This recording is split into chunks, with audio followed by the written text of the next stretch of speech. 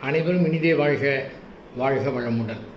நம்முடைய மன உணர்வுகளை சரி செய்ய முயற்சி செய்வது தேவையற்ற போராட்டத்தை ஏற்படுத்திவிடும்.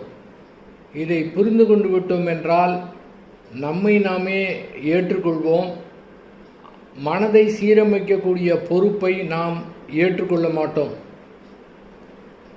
ஞானம் என்பது நம்முடைய இயலாமையும் அறியாமையும் ஒப்புக்கொள்ளக்கூடியது.